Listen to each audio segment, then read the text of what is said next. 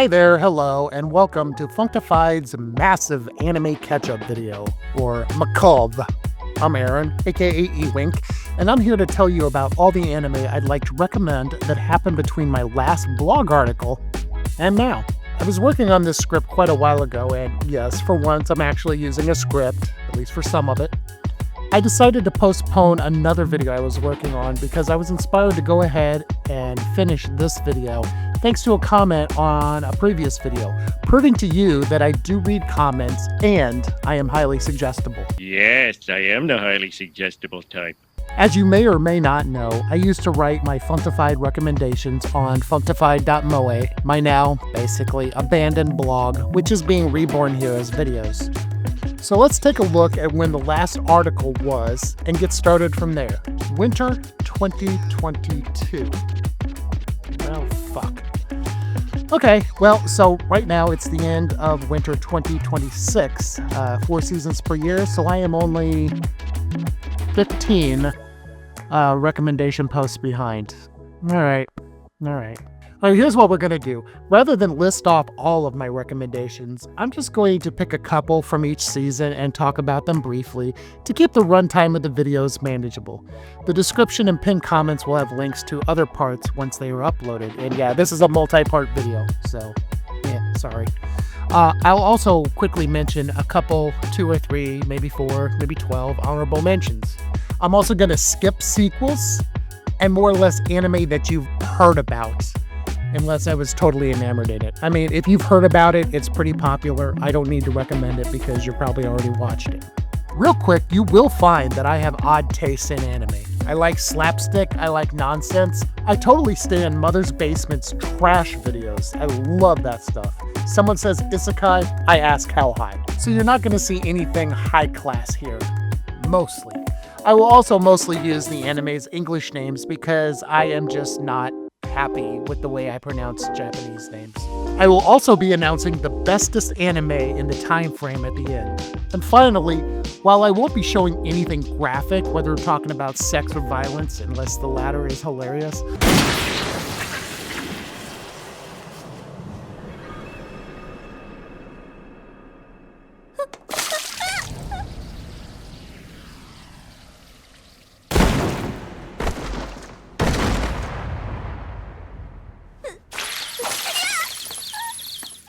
I will offer trigger warnings for the shows overall, if necessary, the exception to that being homosexuality.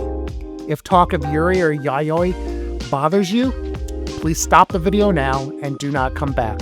I don't have time for bigots. So without further stalling for time, here are my recommendations for anime from the spring 2022 season through the fall 2025 season.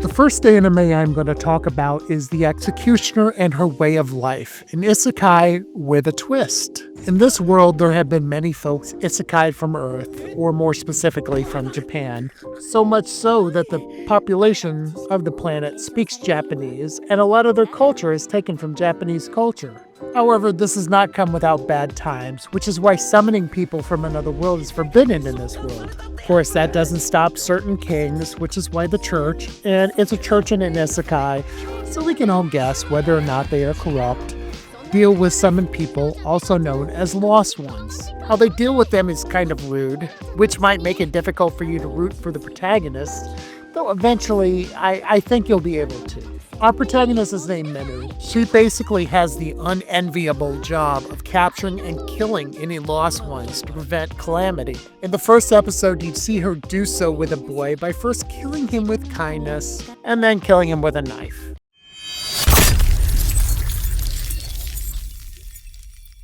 Again, stick with it, she's actually quite likable. Minnow ends up having to kidnap a second lost one named Akari, who wasn't thrown out, but Minnow is unable to kill Akari due to her ability to rewind time. So Minnow ends up needing to take her to the main church in the capital to be able to kill her, and things happen along the way. You know, explaining anything more would result in massive spoilers, so let me just say the twists and turns this story takes make it very much worth watching. Not to mention, Menu has a cute little kohai named Momo who helps her out, and, you know, at least to me, kind of exudes Kuroko vibes from Railgun, even though she's nowhere near as much of a sex pest as Kuroko. Huh?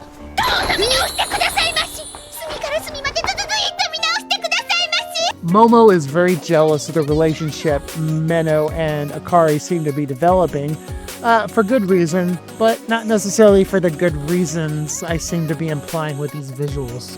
The anime does a great job at exposition, making sure we need to know what we need to know when we need to know it, but not much more. There's some timey-wimey stuff and a bunch of twists that at least the first time I watched the show I was floored by.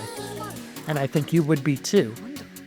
My biggest gripe with the show is that it is light novel bait, meaning its goal is actually to get you to buy the novels, but I am probably only upset by that because it worked. And I'll be quite frank with you, a number of my recommendations end up being light novel bait, so I'm sorry about that. The one season of the anime is a lot of fun on its own, but will make you want to find out what happens next, so be prepared for that. You can find it on High Dive here in the United States. My second recommendation for this season is Shikimori's Not Just a Cutie. One of my favorite kind of rom-coms is the one that skips the will they won't they nonsense and just starts out with the leads being in a relationship. That is what you will get here. Yuki Izumi and Miyako Shikimori are a couple from the first minute of episode 1. What makes this show fun is the dynamic between the pair, as well as the interactions with their friends. Shikimori is a beautiful high school girl who decided to remake the tomboy image that she had had growing up and become a cute, beautiful girl that everybody would swoon over. She becomes the girlfriend of Yuki, who is plagued with bad luck and seemingly some kind of final destination level of catastrophe attraction.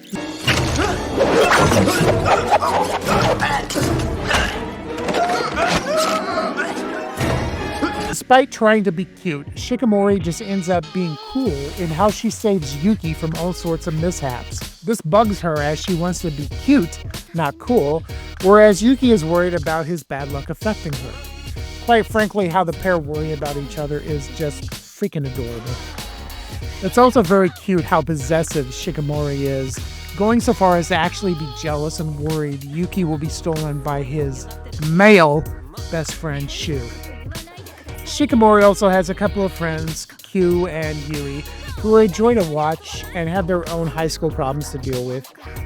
Yui also has the aloof presence that Carol in Tomo-chan as a Girl has, which makes her even more adorable and even more fun to root for once her arc, if you could call it an arc, happens. This is really just a great show with no unlikable characters and some really great animation. While they draw Shikimori really beautiful for some screens, they make her look totally badass and awesome in others, making me confused about which Shikimori I'd rather date. It's on Crunchyroll. I'm only going to do one honorable mention for these first couple of seasons since the intro was so damn long. Sorry. Honorable mention for this season goes to Skeleton Knight in Another World. This is a game isekai where bro either fell asleep or gamed himself to death and ended up in the game he played. He ends up as his avatar Ark, who is just a skeleton with a suit of armor. He ends up with a cute little fox god, at least I think that's what it is, and a cute elf sidekick, Ariane, and they do adventures. It's quite fun, and I enjoyed it. I also love these scenes where Ariane forgets poor Ark is a skeleton and ends up zapping him.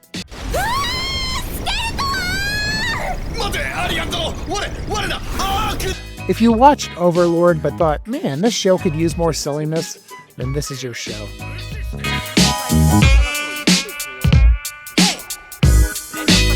So for summer 2022, my first recommendation is going to be Call of the Night. Before we begin, I will note that this show may have a massive age gap between the main characters.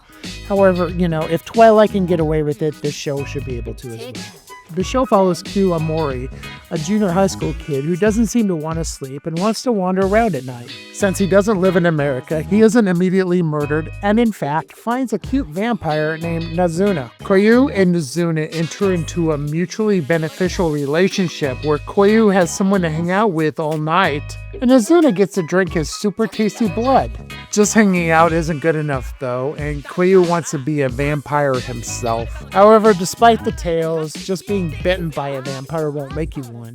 You have to fall in love with the vampire that bites you to become one of their kin. So Ku's goal is to now fall in love with Nazuna, a noble cause if there ever was one. The show is bolstered by the fun interactions between Mizuna and Q, and do not worry, there's no grooming by Mizuna. She seems content on just hanging out with Q, so despite the potential age difference, and I say potential because Mizuna doesn't seem to know how old she is either, there's nothing creepy about their relationship. In fact, the only thing creepy is the banger OP by Creepy Nuts. See what I did there? We also get to meet several other vampires, all of whom have unique personalities and are a ton of fun to watch.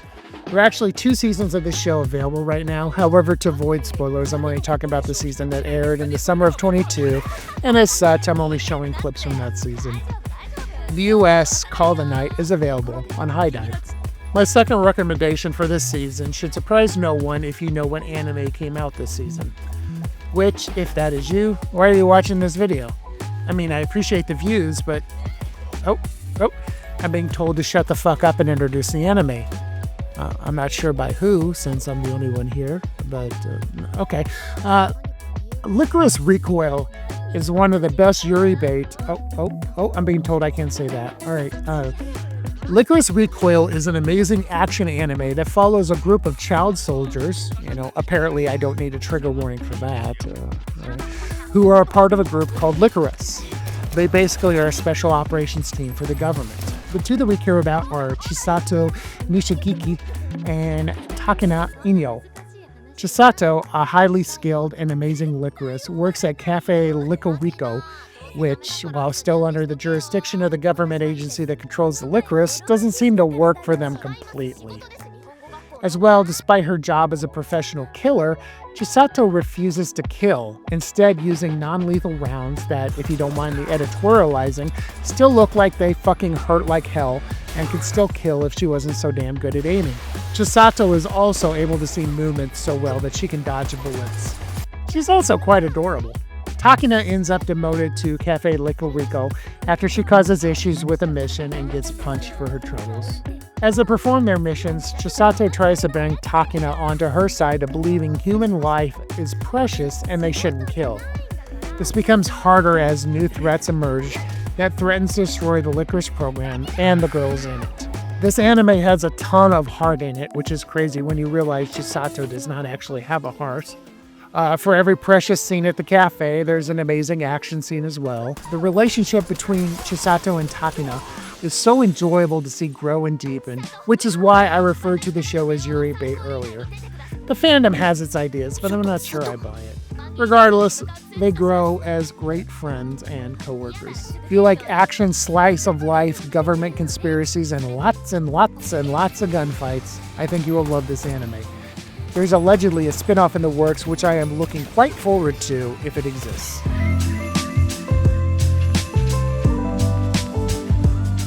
For our honorable mention, I cannot recommend Uncle from Another World enough.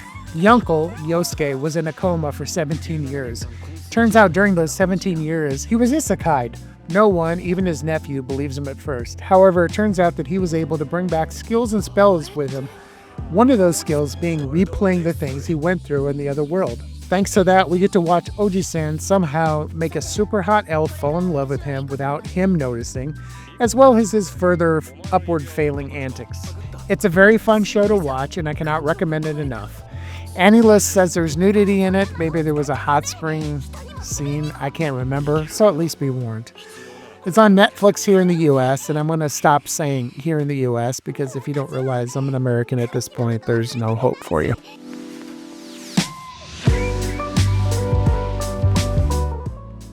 Okay, this season was tough to pick which 2 anime to recommend because it was packed with amazing anime. To be honest, I think you should watch every single anime that came out this season, but because I have to recommend at least 2 according to the government, here we go. My first recommendation is Beast Tamer. Why? Because I fucking love it so much. It starts kind of meh, with the typical hero's party fires a protagonist, in this case Rain, because they don't think he's contributing to the party enough. Obviously that isn't true, and most of them learn that moving forward, but this anime goes full force with the hero being an absolute asshat. Thankfully, we don't have to deal with that for a while, and we get to follow Rain as he goes off and does things a recently fired Beast Tamer would do. He wanders off and makes a contract with an ultimate species of the cat variety named Kanade. So for the record, I don't like the way I pronounced her name, and it really deserved more respect, but I'm me, and I'm really shitty at pronouncing Japanese names, so I apologize, fictional, mythical creature.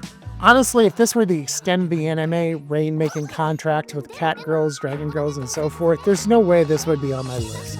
Quite honestly, Rain has one of my most hated main character habits, and that's constantly belittling himself and saying his abilities are meh when everybody fucking knows that they are overpowered. That said, there's a reason for him believing this, which makes me not hate him. Also, every girl he contracts with is so much fun to watch. Hinata is cute and easygoing, but willing to knock a motherfucker out at the drop of the hat. Tanya is beautiful and prideful, but steps aside for him. He picks up more ultimate species as he goes along, like they're fucking Pokemon, and all of them are adorable and fun to watch. Eventually, the hero gets angry and comes after our boy. I guess you'll just have to watch the anime to see when that happens, because telling you would defeat the purpose of recommending. Again, despite the rather formulaic build of the anime, I recommend it. I've honestly watched it at least 4 times just because I love the girls Rain picks up so much. Hinata and Tanya have so much wonderful chemistry with each other. And I'm not speaking of Yuri, they're just BFFs, they're homies. The sisters Sora and Luna could not be more fun and adorable if they tried. Even Rain, despite his I'm weak nonsense, is a good protagonist. This anime is 100% driven by the characters, which I think is fine, and why I encourage you to head to Crunchyroll and watch it. We go from a series driven by the characters and not the setting or the plot, to a batshit insane series that is driven solely by the absolute bonkers world in which it exists, and also its opening titles.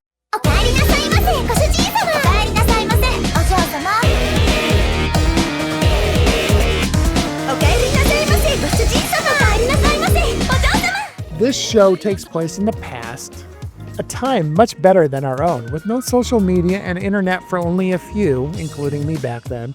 1999. Our fresh-faced protagonist, Nagomi, came to Akihabara to work at the Oinky Doinky Cafe. She was all set to start her life as a cheerful, fuck it, you saw the clip at the beginning of the video. This anime is what if maid cafes were Yakuza.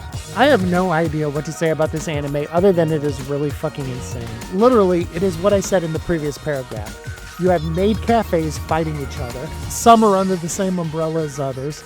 And if you don't make enough money, someone is going to come and fuck your shit up. I mentioned the OP earlier, and one of the things I find really hilarious is in the earliest episodes, they try to conceal a character that will end up working for the pig cafe in the silliest way possible. This anime has Kill Bill levels of nonsensical but silly violence. A main character in Nagomi who just really wants to work in a maid cafe and still tries to lead a normal maid cafe life after seeing everything she's seen.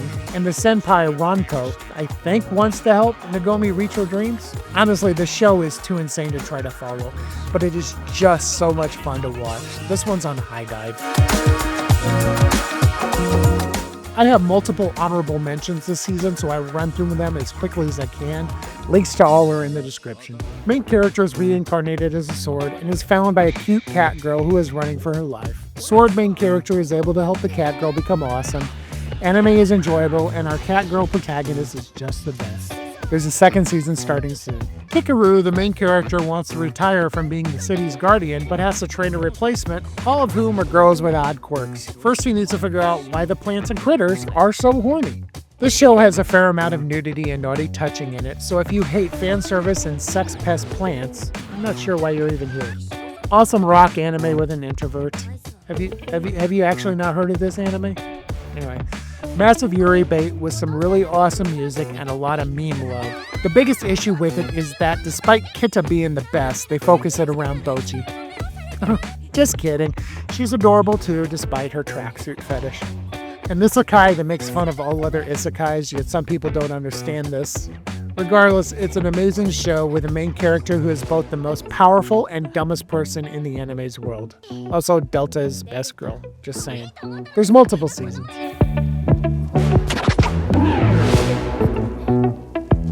As far as recommendations go, this one might be the quickest one I'd go through, as there's really not much to explain. The Angel Next Door Spoils Me Rotten is an anime about Amane Fujimiya, a typical high school boy who moves into an apartment all by himself, as children are known to do in Japan. He's not that great at housework, and he isn't a good cook, and as I said, he is a typical high school boy. Lucky for him, he moved in next door to Mahiro Shina, a typical high school girl who lives in an apartment all by herself, as children are known to do in Japan. So I lied a bit. Mahiro isn't that typical, as she's literally the most beautiful girl in the school, the friendliest fucking thing you've ever met, so much so that everybody calls her an angel. Lucky Amane has an angel living next door to him. He said it! He said it! As a fluke, he stumbles across her one day in the rain. She didn't have an umbrella, despite everybody knowing that it can go from cloudless to monsoon in Japan in an instant, so he does the manly thing and gives her his. Now, of course, as we all know, in Japan, rain and not viruses causes colds. So our gallant hero gets a cold and collapses in front of Mahiro like some kind of beta male. Mahiro takes care of him because of his cold, and then seeing how shabby he's living, decides to clean up and basically take care of him. And now we have our plot. My hero is so goddamn sweet, and just watching this show is violating my low carbohydrate diet. She and Amane have great chemistry, and it is joy watching them interact. This is a great romantic slice of life series that thankfully has gotten a second season starting soon. The worst thing you're going to get by watching this series is insane jealousy for a cartoon character, given that you are not the one living next door to Mahiro. It's on Crunchyroll. Okay, enough of this sweet shit. Let's have some fun. I'm sorry, I misled you. This anime also has some very sweet moments in it. I'm sorry. The magical revolution of the reincarnated princess and the genius young lady, aka Magic Revo, because that fucking title is really long, is an isekai yuri rom-com fantasy adventure that centers around the first princess of a kingdom, Anastasia Win Coletta. As an isekai princess, she'd only recently gotten back her memories of when she was in Japan. Now, armed with that knowledge, she makes all sorts of inventions, but since it's a fantasy world, those inventions use magic power instead of electricity. She also wants to fly, like really, really bad. That's like her whole thing. She has to fly. It's weird, but yeah, that's her fetish, flying. I will note that Eminence has removed herself from the royal succession for reasons we can talk about later. Meanwhile, there's Euphyllia Magenta, the daughter of a duke who also happens to be the king's BFF, who's engaged to one of the king's kids and Anna's brother, Algard von Paletta. At a party, Algard decides to ditch Yuffie for another girl, and going into why he did that pushes into spoiler territory, so we'll just leave it at that. However, Annis crashes the party, quite literally, and takes Yuffie away in a scene that we have to watch in full, assuming YouTube doesn't make me delete it.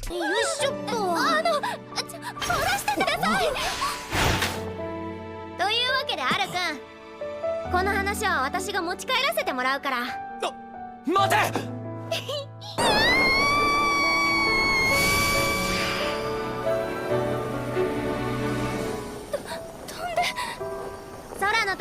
Going forward, the story revolves around Annis wooing Yuffie, Annis trying to solve problems and put out fires that honestly she started, and dealing with her brother, who isn't actually the bad guy we make him out to be, though he is, but he isn't. There's a really great story here that isn't a love story between Annis and Yuffie, but there's enough of it to make us Yuri stans happy. Annis is a ball of energy who is so much fun to watch, while Yuffie is the centered, serious one who's trying to navigate this weird circumstance in her own way. As I mentioned before, Annis gave up her right to the throne. And it's very simple, quite frankly. She went up to the king and said, yeah, I like chicks. どうした?男性との結婚などごめんです。めでるなら私は女性をめでたいです。 More power to her. Magic Revo is on Crunchyroll. This damned anime is light novel bait, but that doesn't mean you can't enjoy the one season we do get. That said, if you watch the anime and you like it, get the novels. I hate the fact that this show is actually quite popular, but despite that, Magic Revo never got a second season. Yet Rent-A-Girlfriend is up to season 5. How the fuck is that even... You know, life is what it is. It's a great show. please watch it. It's hilarious and it's fun and it's very cute.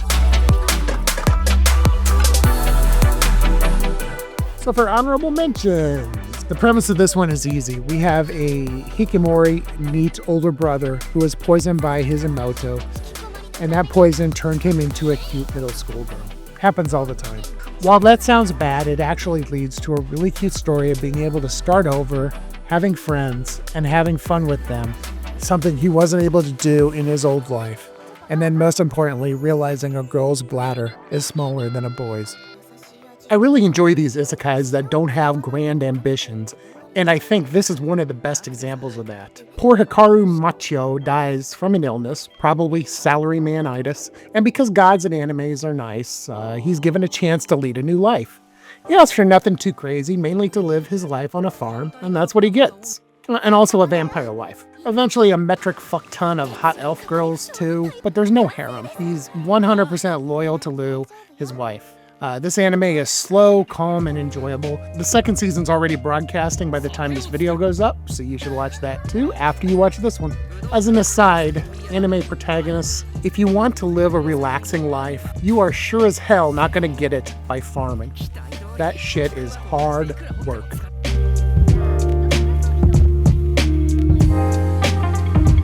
First, a trigger warning. This show does have some implied essay in it. Very little, but it's there, so I thought I should warn you.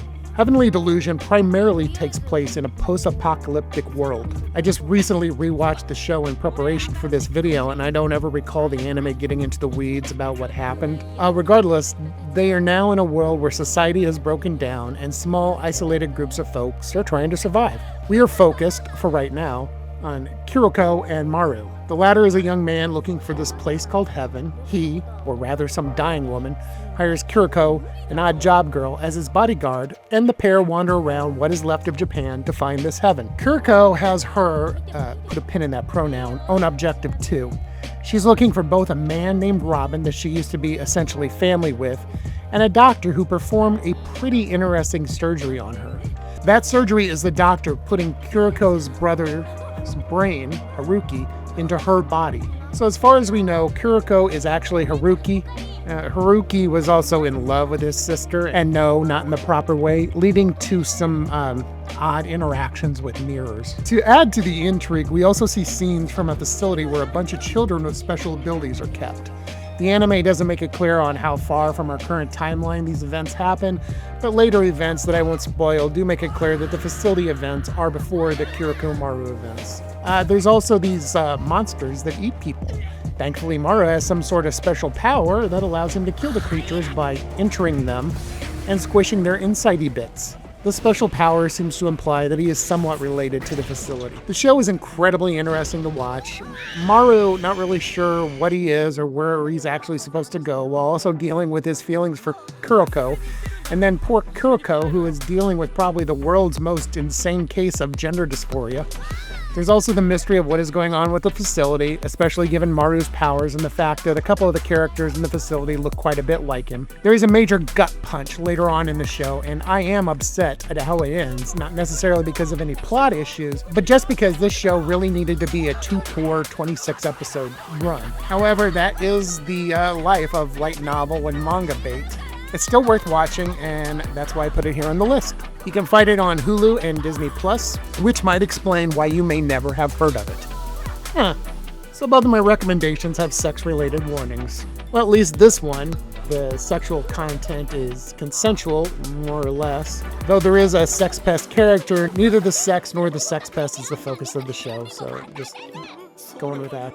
The show is called KamiKatsu, Working for God in a Godless World, and it is a fucking trip. It's an isekai where the protagonist awakes in his new world only to find himself getting a hand job because that is apparently CPR in that world. I'm getting ahead of myself, however.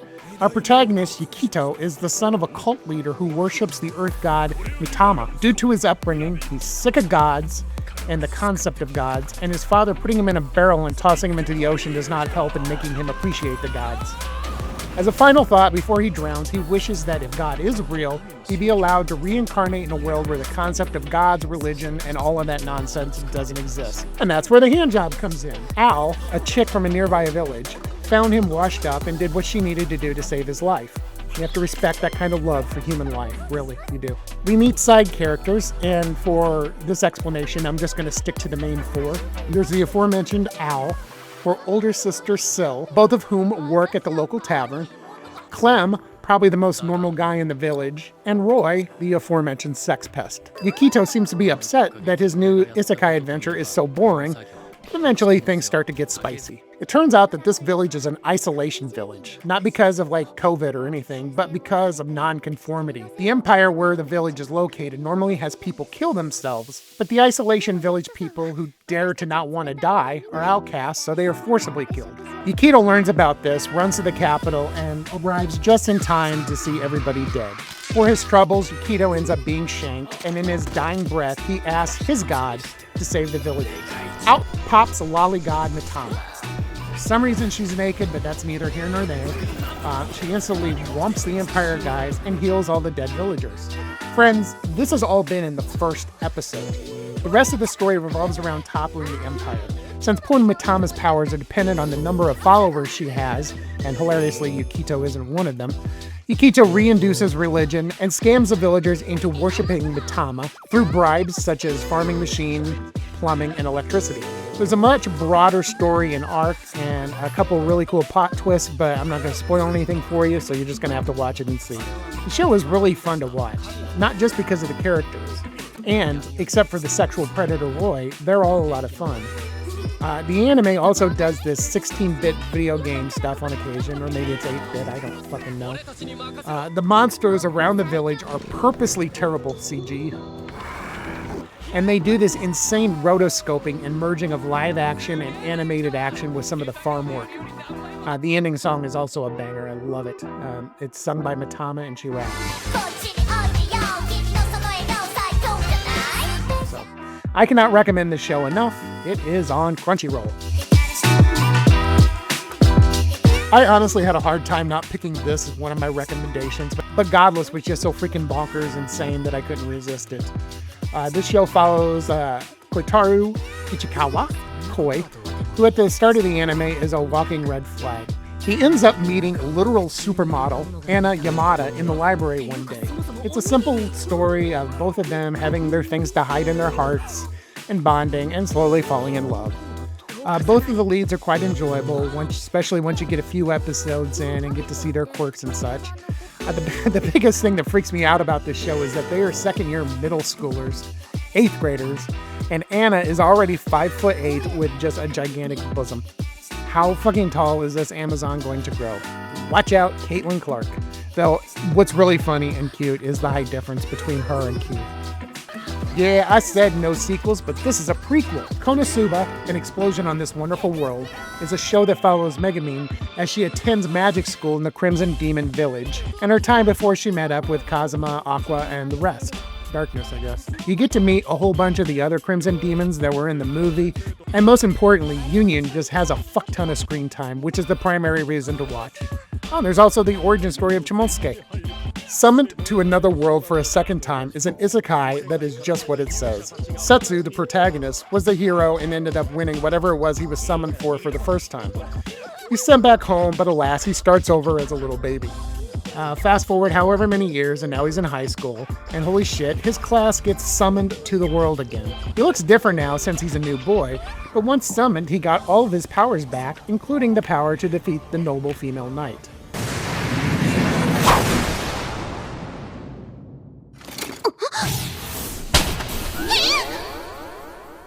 思い出したかよ、俺のこと。お? I'm pretty sure that was problematic, but we're here to watch anime, not solve misogyny. Stuff is afoot, leading Setsu to head out and meet up with all his old homies and to solve whatever problems are happening in this crazy, crazy world. Well, this ends part 1. If you liked this video, I'd appreciate a like, a subscribe, and maybe doing that stupid bell thing so you know when the next part posts. If the videos are already done, they will be in the description and the pinned comment. All the anime I discussed will be linked in the video description as well. You can check out other videos. They should be on the screen now. And thanks, and we'll see you next time.